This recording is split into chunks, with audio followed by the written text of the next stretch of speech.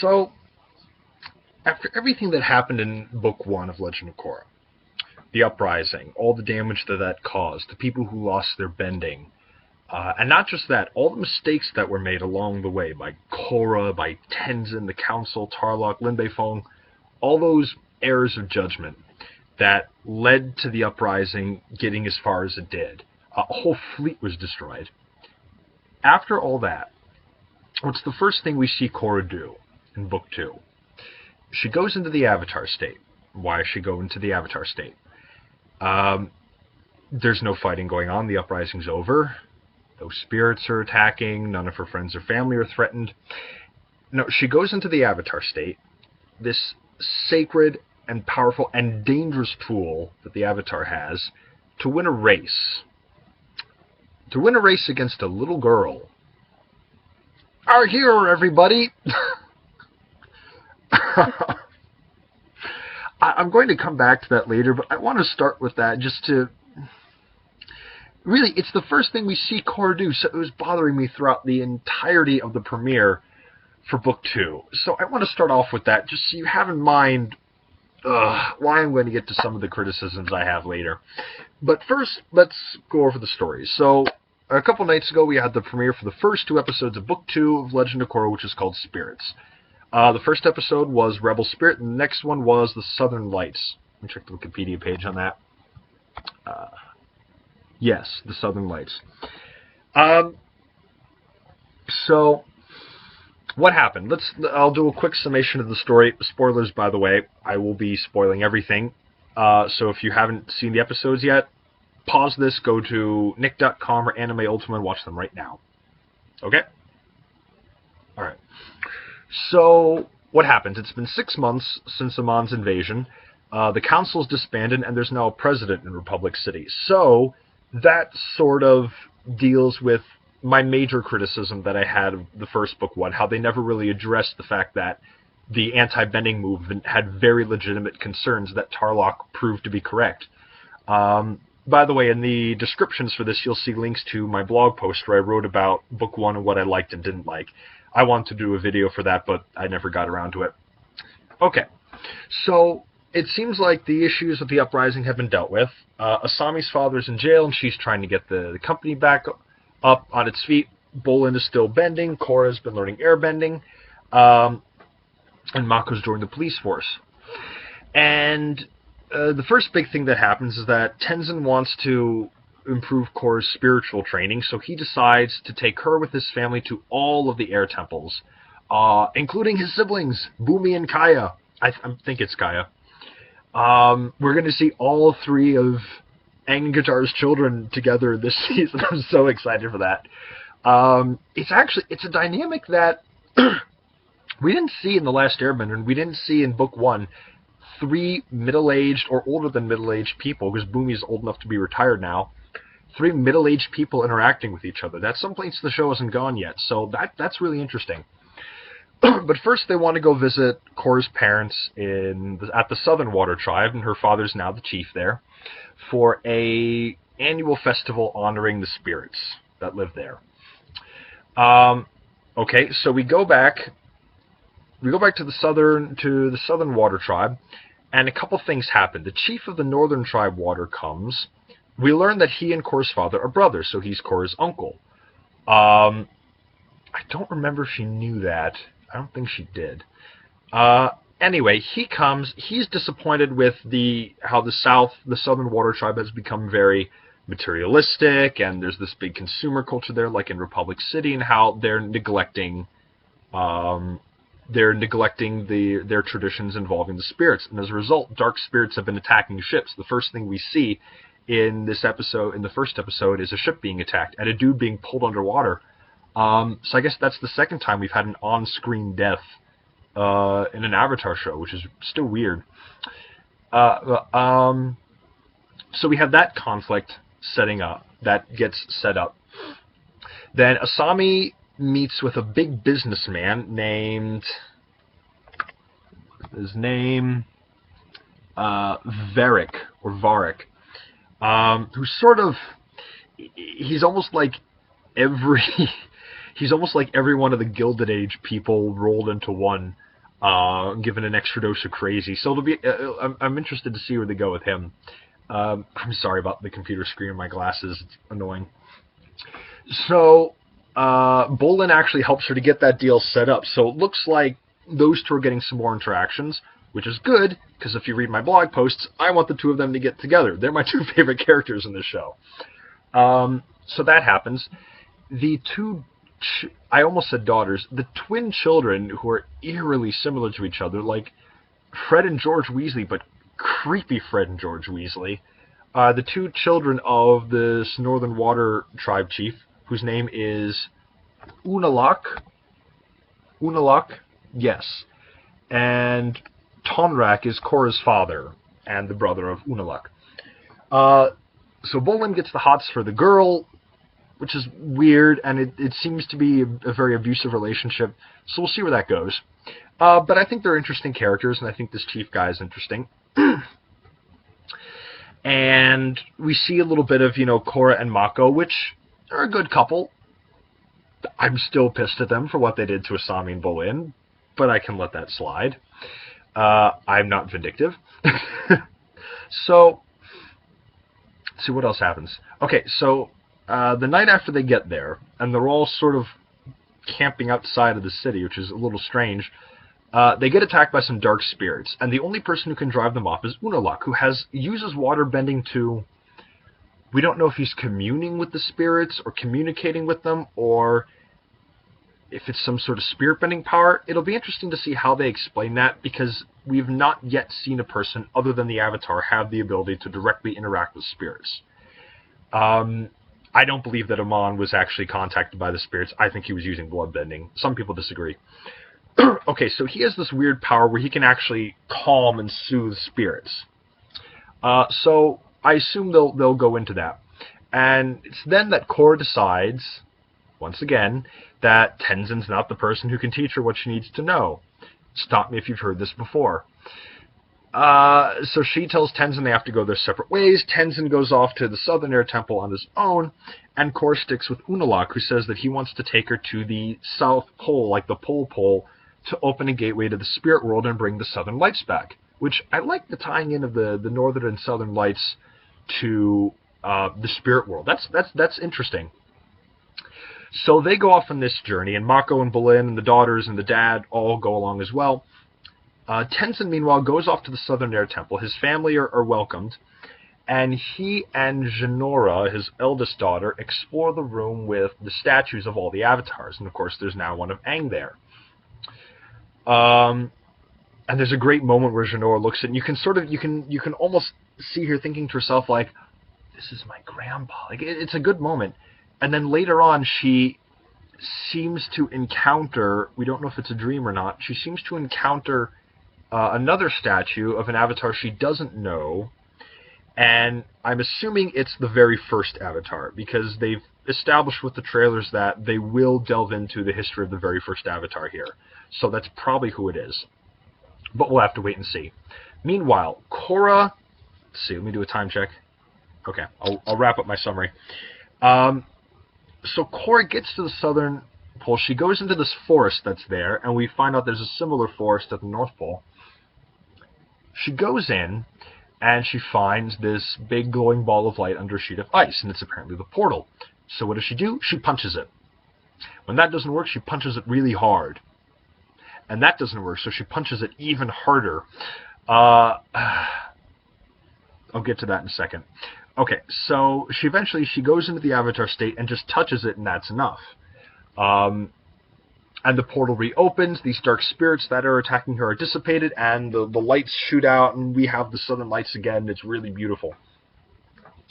And she feels a great sense of accomplishment, but when they return to the city, I don't know if the city has a name.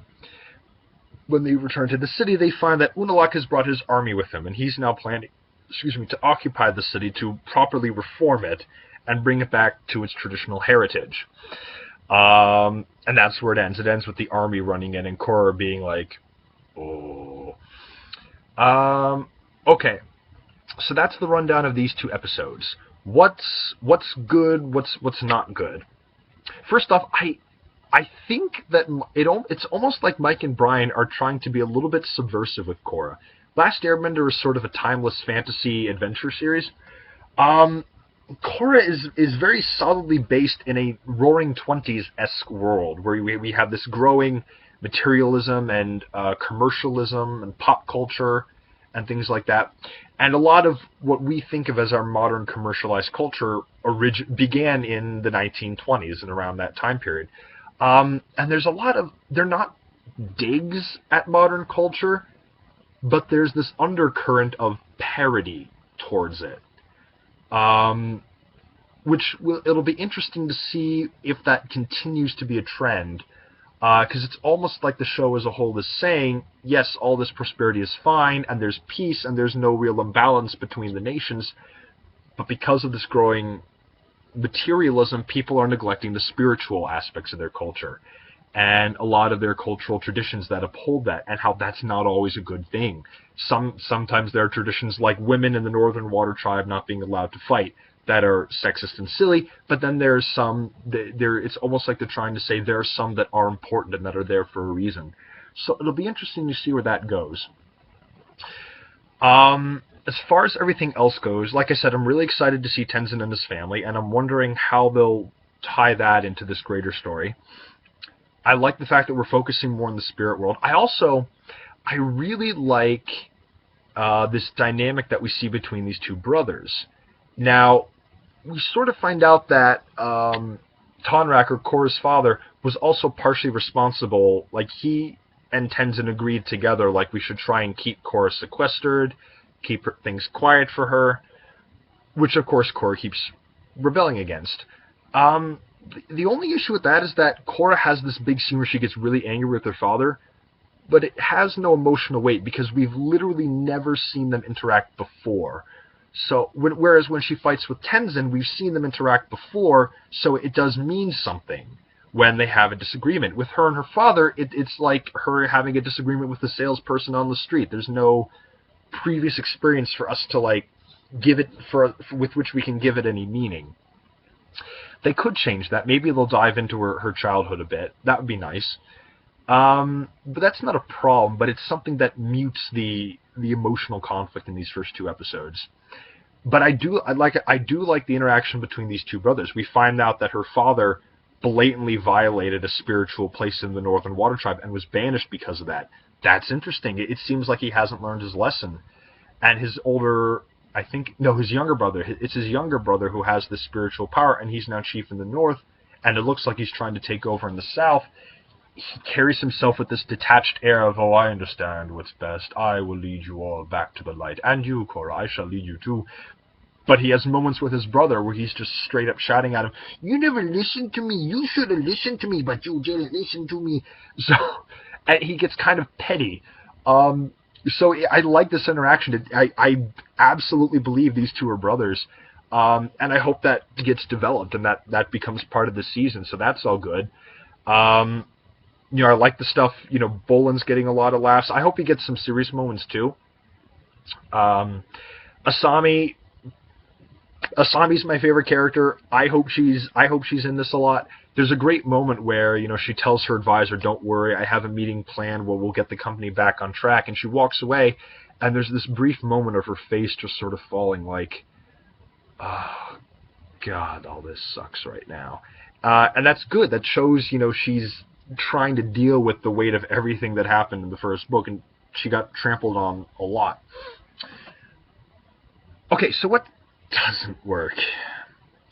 Biggest problem I have with these first two episodes is that we get a complete rehash of what happened at least 2 or 3 times in book 1. Tenzin says, Korra, you should do this. And Korra's like, no, I don't want to. And Tenzin's like, well, you should. And she's like, well, I don't need you anymore. I'm going to go find someone else. Fine. Oh, God. I was so pissed off when that happened because they couldn't, after fighting several times, after fighting practically a war together, they haven't figured out how to disagree civilly. It was a frustrating moment for me. But it ties into my other big problem with these first 2 episodes, and my main problem with the show as a whole thus far, and that is Korra. as of right now, Korra is still the exact same person. Hang on, let me. Okay. As of right now, Korra is still pretty much the exact same person that she was at the start of book one. She's aggressive, she's impulsive, and she just does not feel that Tenzin's methods will work for her. And she keeps rushing into things headlong, and somehow they work out for her. And that's not. We're not seeing her grow. We're not seeing her learn.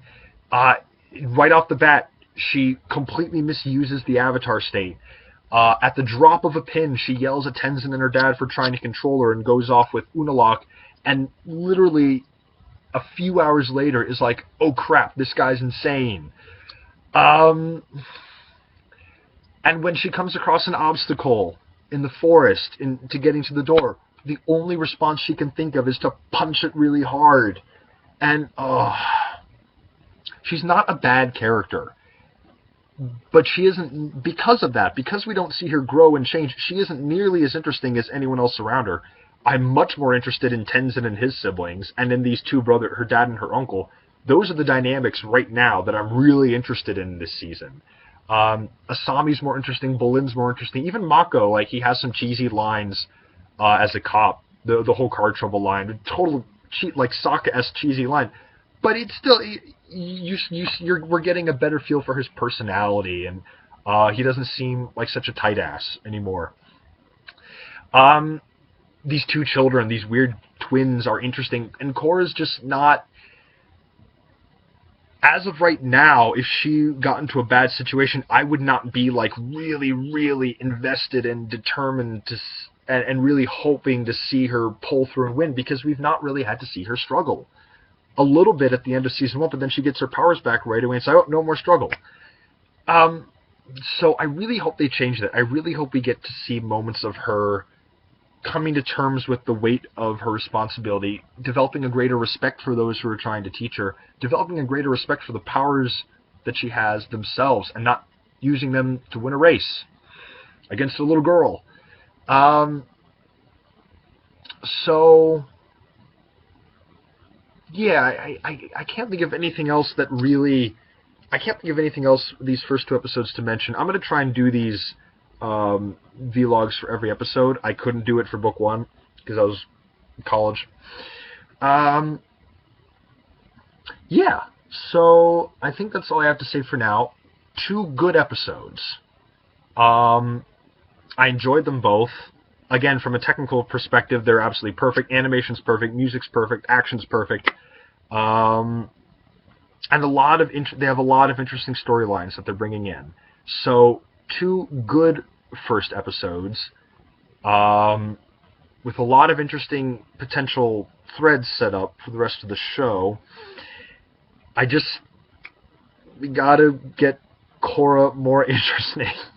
We need to, like with Aang, we've seen her in 14 episodes now, and even within the first 14 episodes of Avatar, we saw Aang learn. We saw him make mistakes and realize, I made a mistake and now I'm paying the price for it.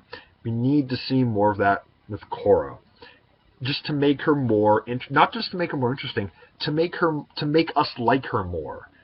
I can't root for a person if I'm constantly thinking to myself, oh, you idiot. That doesn't make me want to see a person succeed. So, again, they have more time now. Nickelodeon has given them a lot more episodes, so they have a lot more wiggle room now than they did. So we'll have to see where it goes. For now, I'm still excited. I like these first 2 episodes, and I like where the season is going. Yeah, that's about it. I'll try and do this again next week if my streaming site works again. It gave out this time, so I missed a couple spots and I had to rewatch them, but I'll try to do this weekly this time. Yeah, so tune in next weekend.